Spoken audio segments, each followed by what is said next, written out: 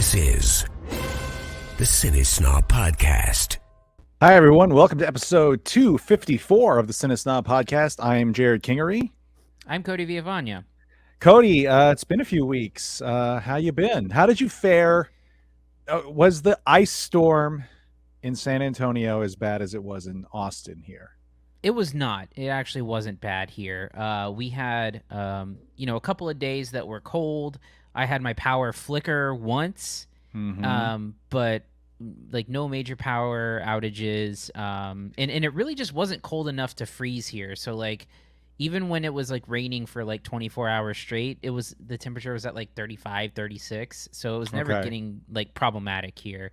I mean, they still shut down, highways and canceled screenings and stuff like that, but that was the extent of it. So here this is the worst it's been since 2021.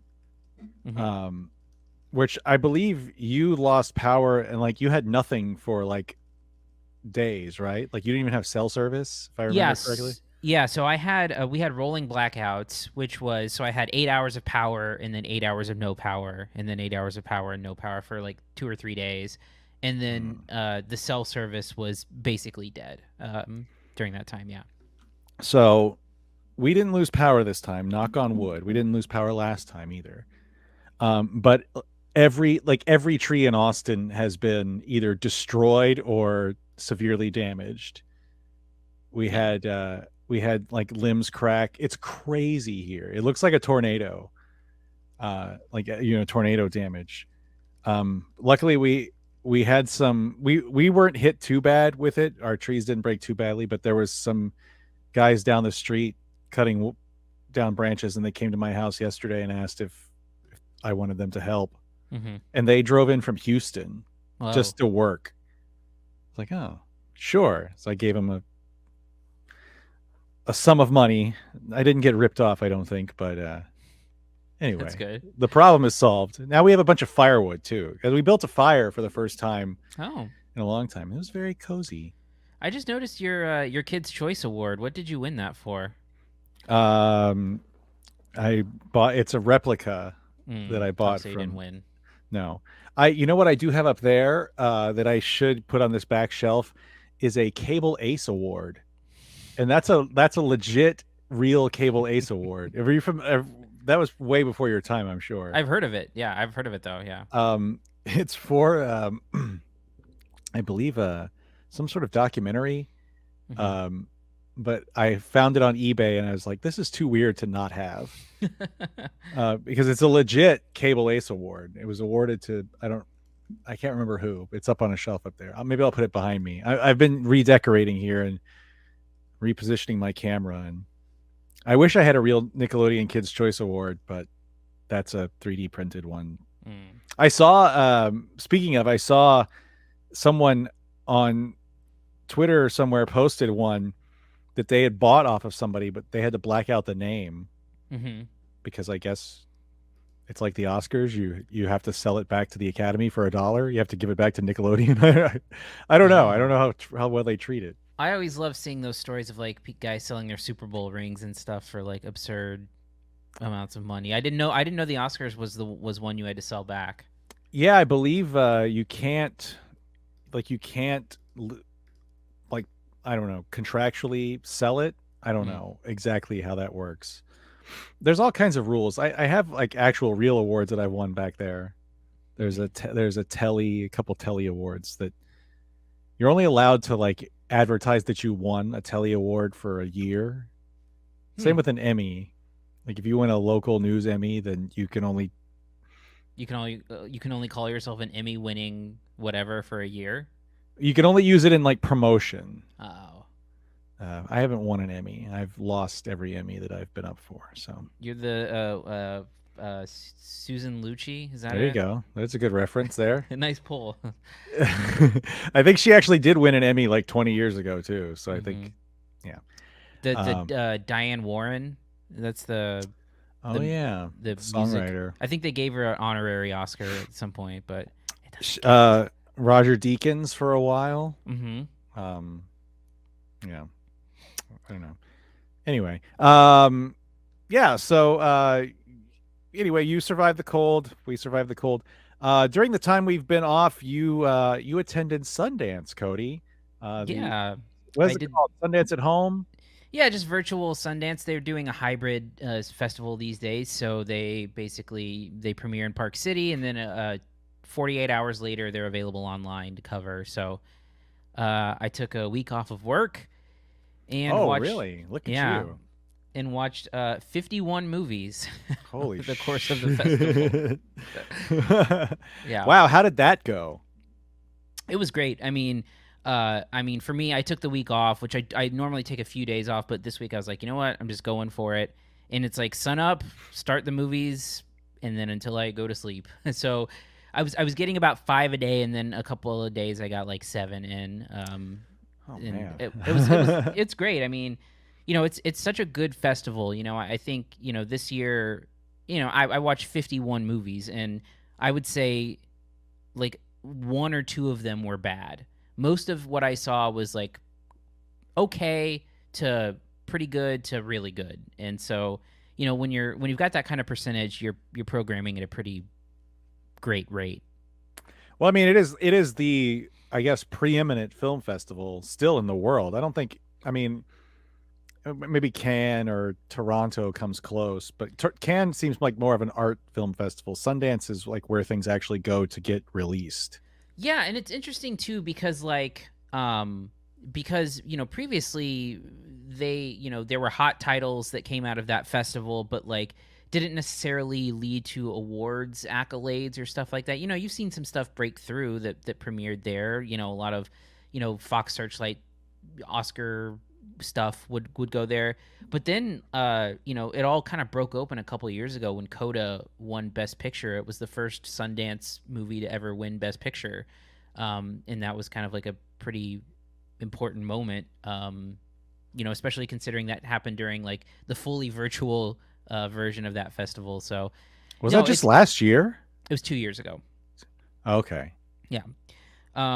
So it was a really great time. I watched a lot of stuff that I'm curious to see what happens when it gets released and what the response will be. And then just like the way that it was run, the platform worked perfectly smooth, and yeah, it was just a really well done festival. I had a great time. Is there anything in particular you want to talk about film wise, or that you can talk about?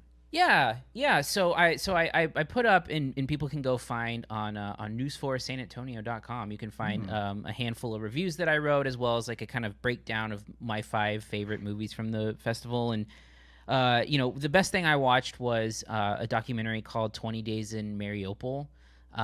It's so basically, when Russia invaded Ukraine, there was a lot of like AP photography that was airing on the news websites, and like there were shots of hospitals and doctors who were in distress, and children who were being attacked, and in sort of like civilian areas, and the hospital was bombed and all this stuff. But you were seeing like little snippets and clips of it on the news, like still photographs or like quick clips. And what you find out is that there were a couple of AP photographers who were basically trapped there during the invasion, stuck in a hospital, and they were just struggling to like get that bit of footage out, and they were only able to like break it up into small clips or send images because of like the cell service. And so what you get from this doc is like the raw footage of what happened in those 20 days after the invasion. So it's like an absolutely brutal watch. I mean, it's not pleasant at all, but it's similar to sort of like, I know we've talked about it a bunch, but like with like Citizen 4, where you're watching footage that is like historical in nature. Like it's like you're watching something that like goes down as like a really important document. Right. And just because of that, it makes it really important. There's another similar documentary called Beyond Utopia, which is like a documentary about this family that is defecting from North Korea. And basically there's a guy in South Korea who helps people safely cross, but it's extremely dangerous to cross over from North Korea into China. And so this like family of 6 is trying to get out of North Korea into China, and then go through China and and go through Vietnam and a couple other places to become safe. Mm-hmm. And all of it is like shot with actual cell phone footage of their journey. So like there's no reenactments or anything. So like you're watching some very perilous situations go on, and it goes into sort of like the sort of misinformation with North Korea and how oppressive it is, and that was really great. On the lighter side of things, Yeah, it's very, very heavy subject yeah. matter there.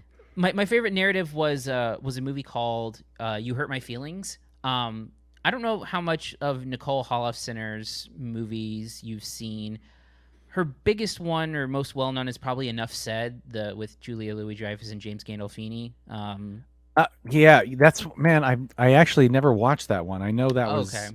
really well. I'm a huge James Gandolfini fan, clearly, but And I think it was his caught that last one. movie, I believe. Yeah, I do believe so.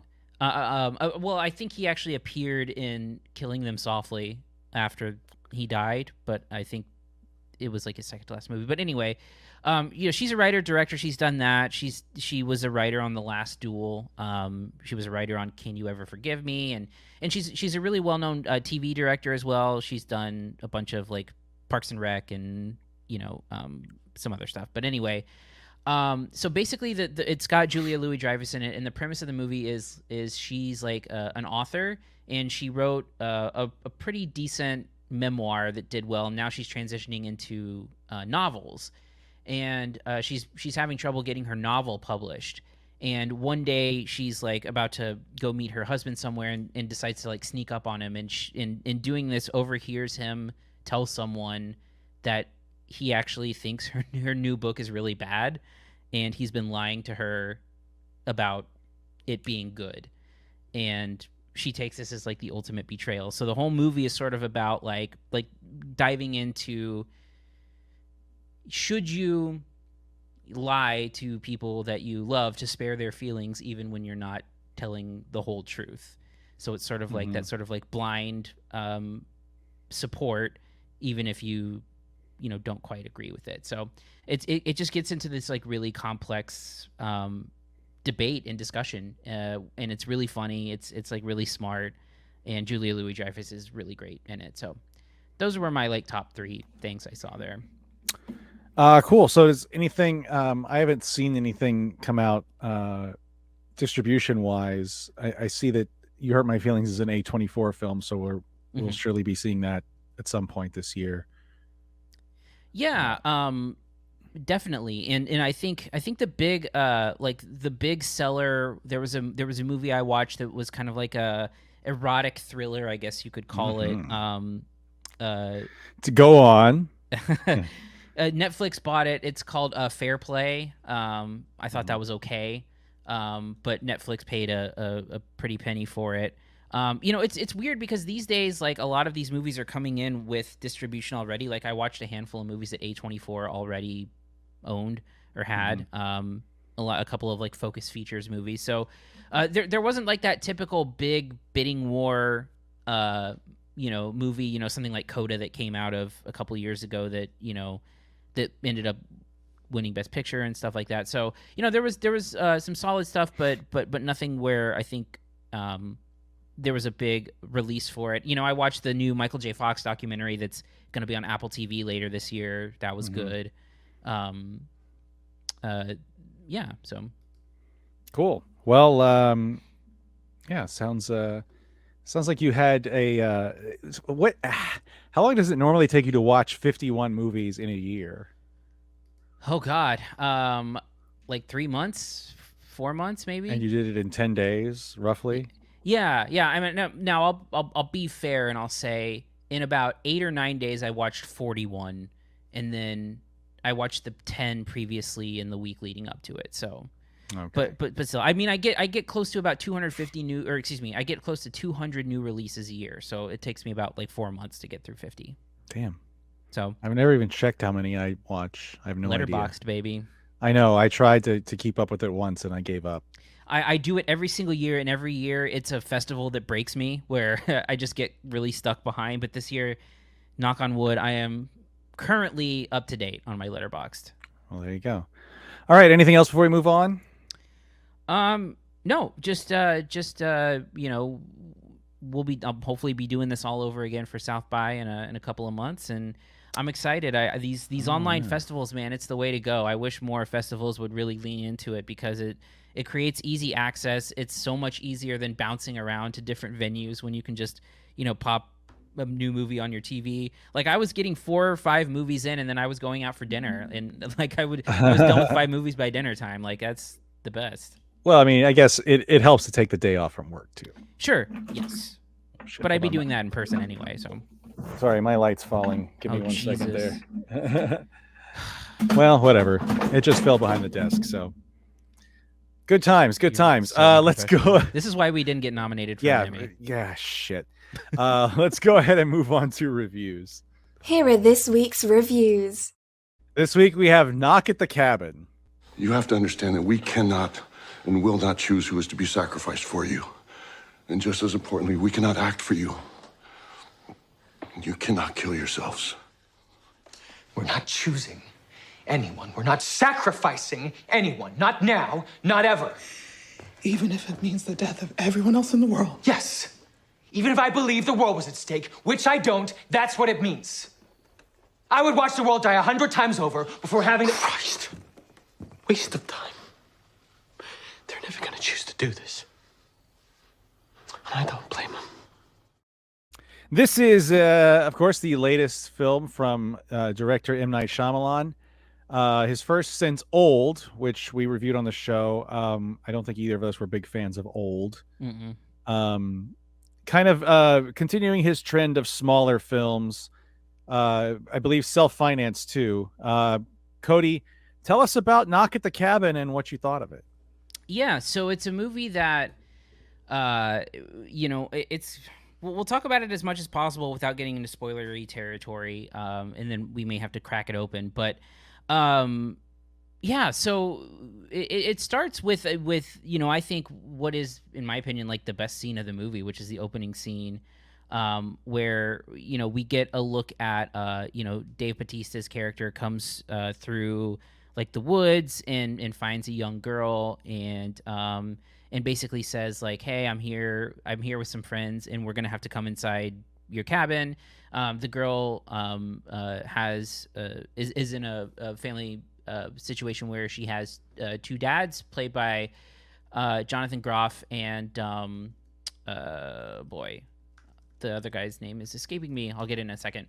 Her fathers are played by Jonathan Groff and Ben Aldridge, and basically they let her know that they need to come inside, and then they knock at the cabin, of course, where the name comes from, and basically they get in and they say that they are people who have had visions of the apocalypse, and in order to prevent the apocalypse from happening, the 3 of them, meaning the 2 dads and the daughter, they must just make the decision to kill one of them in order to stop the apocalypse. And every time they don't do that, one of the members of the people who show up there will die as well. Yeah, and unleash it. Well, a plague will be unleashed. Yes, a coordinated plague with one of them dying. So it becomes this sort of like psychological thriller of are they a bunch of crazies? Are they for real? What's going on? And then, as the movie progresses, like, one of the plagues is unleashed and they turn on the TV and see, some stuff happening around the world. And so it becomes like, well, are they playing a game with them, or, is there something more nefarious going on, or is it really the apocalypse? I think so it's based on a book, which will come up a little bit later, but I think that the premise is actually relatively interesting, and I think that it establishes it well. Like I said, I think the first scene of the movie is really good. I think it introduces Dave Bautista's character really well, who, once again has like an interesting, like meaty acting role as a gentle person that sort of like, juxtaposes his giant size with his... Yeah, I mean, you're looking like he's very well spoken and polite, instead of being menacing. Yeah.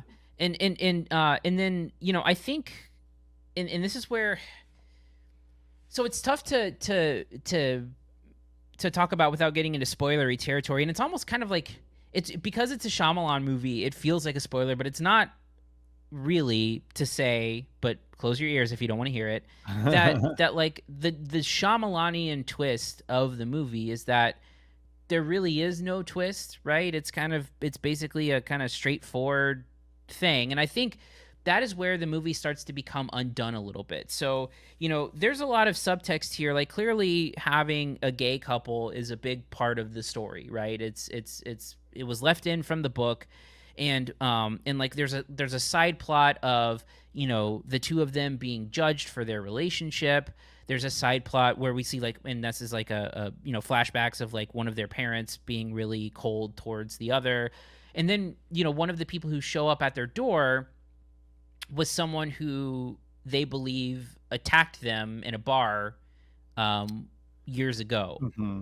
And, you know, for being gay again. And that was the thing. And so, you know, the subtext here that's part of the book is like this idea that, you know, this gay couple who has an adopted child is like saying, hey, you need to break up your family or the whole world is going to die, kind of thing. So clearly there's like some subtext here. And the subtext lies, like, that's the whole point of the book. And so the whole time, you know, one of the fathers is sort of like convinced that they're being targeted. Like they found them in the woods, and now they're trying to get them to like kill one another as you know, an anti-gay or bigoted kind of thing. So believing that they're being specifically targeted because of the makeup of their family. And because the movie, again, spoiler alert, I'm going to spoil something here. You know, the idea here is that the apocalypse is real, right? The idea is that the experience, like the visions that they're having, the actual apocalypse is a real thing, and the murdering of the family member does prevent things from getting worse. And so the problem, I think, with that is that now it makes the gay character who was convinced that they were being targeted look like paranoid, and like the actual sacrifice of, you know, what they're saying, you know, became true, which undercuts all of the subtext of the book, which I later read about. And I was just watching that ending and I was like, but why? Like, if it was real, then like why would you make them and being gay and also the struggle of being a gay couple such a big part of the movie when you're kind of undercutting and undoing that relevance by making it be like, yeah, this is what you had to do in order to survive. Like, it just feels like it's such a short-sighted and surface level decision. And I think that it's a weird thing coming from Shyamalan to actually show some restraint in a movie where like having it all be on the surface and having it be, you know, appear what it is, kind of ruin it. Yeah, I mean, not to interrupt you, but yeah, you know, there is a very specific plot point in the movie that, and you sent me the synopsis of the book. Mm-hmm. Yeah, there's a very specific plot point in the movie that feels like, you know, it adds to the ambiguity of what this couple thinks is happening, right? Like it throws this monkey wrench into it to make it feel like it's, you know, there's something else going on. But then the movie flat out undoes it. Mm-hmm. Yeah, it's very weird. But go ahead, continue, please. Well, no, I mean, but it not only does it flat out undo it, but again, like, it makes it so that one of the bigger underlying story elements of it, it like makes one of the characters look really bad in hindsight, right? Because again, you know you have one character in the movie who is like super adamant, you're targeting us, this is about us being a gay couple and so on and so forth. And the idea that it wasn't, I think, makes the character look bad. And I don't think that's the opposite of the design of this story, especially in the book. And I had a big problem with that because I just don't think it makes any sense. I don't think that I think that it does that character a disservice. It does the story a disservice, and also I find the idea that it is as straightforward as it is to be far less interesting of a story. It's like they took the easiest path with this movie, which was also the least interesting full, picture story. Yeah, and to add to the, I mean, I think it's fair to say that Shyamalan has gotten away from the kind of twistiness of everything in every movie. For better or worse, that's all he's ever going to be known for, because he's tried so hard in those whatever first 5 huge movies he made to pull the rug out from under you at some point. Mm-hmm. Yeah, that this one is straightforward, but that it retains elements of the novel that hint at the ambiguity, that make it seem as though this isn't straightforward, that this isn't going to be exactly what you're seeing. To leave that element in there, specifically referring to Rupert Grint's character. Yes. And it's even something that's like followed up on at one point in the film, but then the revelation as to what happens, revelation, wink, Mm-hmm. Nice. is that still exists, that connection still exists, but it apparently has nothing to do with anything. Right. Which I find to be a weird choice to make. Yeah. I mean, there are some things that if you know the novel and you can read what it's about, there are some deviations that I think are understandable. Yes. But I feel like, like you said, like the straightforwardness of it kind of undercuts any sort of subtext that may have been there. And I don't agree that it makes the one character look terrible, but it does sort of throw into it throws a lot of stuff into like flux, I think, that doesn't really need to be there. And I also think that the book, and again, it's a little bit difficult to hold the book against it. It is an adaptation, but presumably not a lot of people are walking into this having read it. Yeah, I have never heard of the book before. But there's also some like religious subtext here, anti-religious subtext, better yet, that is completely absent from this because it is straightforward. And I think, again, there is like the story that's presented in the book sounds far more interesting than one that you get here because, again, of the straightforward thing. Because at this point, it doesn't become like an LGBT, parable or whatever. And it also doesn't become a religious exploration. It just becomes a fucking apocalypse movie at that point. And one that, like, when you realize how surface level everything is, becomes far less interesting. Like, sure, there's good performances. I think that it is, it's Shyamalan's like best looking movie in a long time. I think it looks great. I think it's shot really well. I think that there's some decent writing in the first half of the movie, but once it sort of like shows its cards and then finishes in that, straightforward way, it just felt like the air was out of the balloon at that point. Yeah, I topical with that Chinese spy balloon. Look at you, Cody. Look at you. That's not going to make sense in 2 years when someone listens to this. Like, Yeah. What the fuck are they talking about? Yeah, I agree. I think Dave Bautista is really good in this too. Kind of playing that same sort of quiet menace, a little bit of a toned down Drax, I guess, if you're looking for a comparison to something you may have seen him in. I think the Rupert Grint has fun, I think, in a very small role.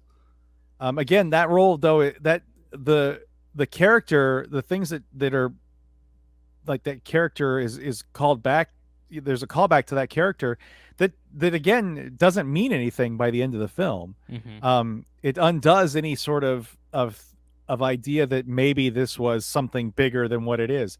No, it's just 4 people who know exactly what the apocalypse is going to be. By the way, I love that no matter what Shyamalan does, like he can't get away. It's just a very, very specific thing that I've noticed. If you watch Signs, it's the same thing. His news report writing and directing, like anything that's supposed to be the news, is so god awful and so like weird and straightforward and like totally ambiguous. It was like I watched that and like, oh, it's like it's 20 years ago and I'm watching Signs when they're talking about the aliens landing, but we're intentionally vague about everything. And like when you see these news reports, you're like, oh shit, like the movie is like it's really laying its cards out, telling you, no, this is exactly what it is about. And I agree. I did find that far less interesting. I still think the movie is decently watchable. Well, not more than decently watchable. I think it's a well done movie for the most part. I think it's just when it finally all comes together, again, it is way less interesting than it could have been. Anyway, what's your grade for this, Cody? I give it a C plus. I think there's a version of this movie that is way more interesting. Maybe one that follows the book a little bit more closely. And I think it's very watchable for the majority of it. Like there isn't that sort of like corny Shyamalan style stuff that like the corn factor is like not as present as it normally is on this stuff. There's no one named mid-sized sedan. Yes. Correct. Or whatever poor, however childish poor Thomas and Mackenzie had to act in Old. Anyway. Yeah. That thankfully those things are better, but you know, I think it's watchable. I think it like altogether it is maybe Shyamalan's best movie in quite some time. But I think that because it is so straightforward, it comes at a detriment to the story, and it's really kind of upsetting that all of this like really interesting subtext was excised, but like. So, like, I guess what I'm trying to say is when you have a story like this that has so much subtext at the ready and you choose not to use it, it's weird to, like, still keep elements of it in the movie. Like, to keep the elements of the paranoia, to keep the elements of the Rupert Grint character, to keep the elements of thinking that they're being attacked for being a gay couple, and even just, like, keeping the gay couple as part of it. That's all in there, but yet none of the things that make it interesting are there. Or none of the things that are explored thematically are in there. So it feels like a stunt thing, and it also feels like a lot is left on the table. Yeah, I mean, like I said, I agree with you on all of that. I still think it's, for the most part, like a pretty decent watch. For that, I'm giving it a B minus. I feel like there's enough good setup here that by the time you get to when it lets you know exactly what's happening, it's not that like, oh, come on feeling you get with a lot of, and you know, frankly, some of Shyamalan's earlier stuff. It's just sort of like, oh, that's not as fun as what I was expecting. You know, and I think I agree that opening scene is really good. I think the setup is great. Yeah. I like the actress who plays Wen. Is, I believe it's her first big role. She's great. Kristen Cui. She's really great. And there's some, like you mentioned, there's some flashbacks that kind of like fill in some blanks as to why these people would feel certain ways about what's happening. Again, it's all kind of thrown out the window. It makes no sense. It's like, oh, you know, there's the idea that the one member of the couple is like religious, where the other one is not.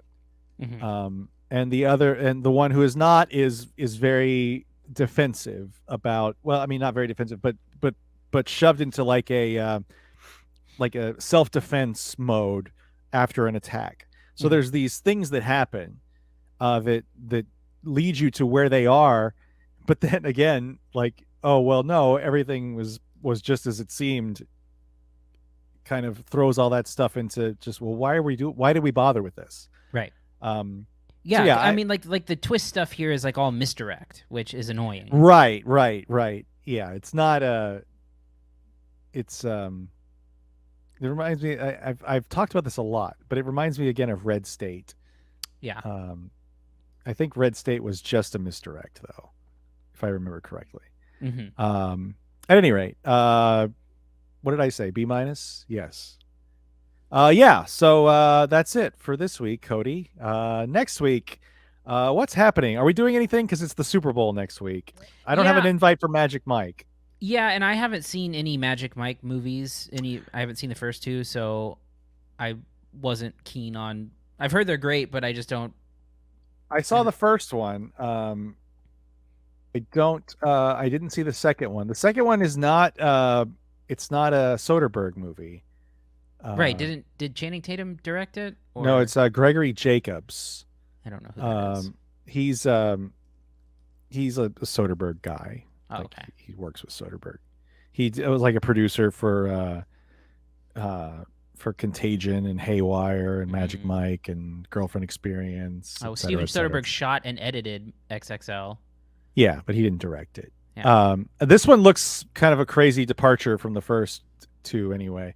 Let me tell you, the first one, I was still in San Antonio when that one was released. I don't remember what year it was released, but I remember going to the screening, and there were so many women there dressed up like they were going to a club, just to see Channing Tatum strip. Who else was in that one? I can't remember. I don't know. I haven't seen it. Matthew McConaughey's in it. Yeah, Joe Manganiello and Gabriel Iglesias is in it. Not stripping, really? thankfully. Oh, okay. I think Olivia Munn is at the very beginning. Oh, yeah. At any rate, no, sorry, that's Gabriel Iglesias is in Magic Mike XXL. My bad. Well, that makes more sense. Yes. Alex Pettyfer is the. Oh, and Cody Horn, remember her? Oh yeah. Whatever happened to her after being on The Office? And anyway, but yeah, we'll probably skip it because that'll set us up for the following week, which is Ant-Man and the Wasp: Quantumania, and then the week after that is what of course we've all been waiting for, Cocaine Bear. I saw a trailer for that today for the first time when I went to see Knock at the Cabin. Also saw one of the saddest trailers in the world for a movie called Hawthorne. No, sorry, not Hawthorne. Marlowe. Oh yeah. Have you seen the trailer? I believe so. Yes. Well, this trailer was introduced by Liam Neeson in a video clearly recorded on an iPhone where he's like reading a script just off camera. Mm-hmm. And it was like a 2-minute video of Liam Neeson followed by the 2.5-minute trailer for Marlowe. I don't know what the circumstances were behind this, but it's a weird thing. Anyway, that's if you want to reach us, you can email us at podcast@cinesnob.net. Find us on Twitter @cinesnob, Facebook cinesnob.net, youtube.com/cinesnob. Cody, are you still doing the Ramble? Ramble has been on short hiatus with Jerry doing chemo, but hopefully that will be back within the next couple of weeks, and hopefully I'll be able to join this time around. Yeah. It's finally happened, and it was supposed to happen this past week, but the weather postponed it. Hopefully this coming week, your boy's going to be on his first Heathcliff podcast, so as a guest. Wow. A couple guys in town run a thing called the Meatcast, which is a Heathcliff recap podcast. So the levels of irony here, I just can't keep up with. You've not partaken in the Gospel of Heathcliff, and that's fine. Just know that there is a fandom out there, and it's very active. There's an very active Discord server that I'm part of that is just about Heathcliff. I'm sure that place is a great place to be. I mean, it's very progressive, so it's fine. It's not like you're wallowing in the terribleness of the internet. So Mm-hmm. anyway, anything else before we go, Cody? No, I don't think so. I go read my Sundance coverage and Yeah. News4sa.com. and I think on Fox San Antonio as well, I believe. Probably for most of it. It's pretty shares it. They share a lot. So, All right. On that note, I'm Jerrod Kingery. I'm Cody Villafana. Thank you for listening to the CineSnob Podcast. To read reviews, interviews, and more, visit cinesnob.net. See you next week.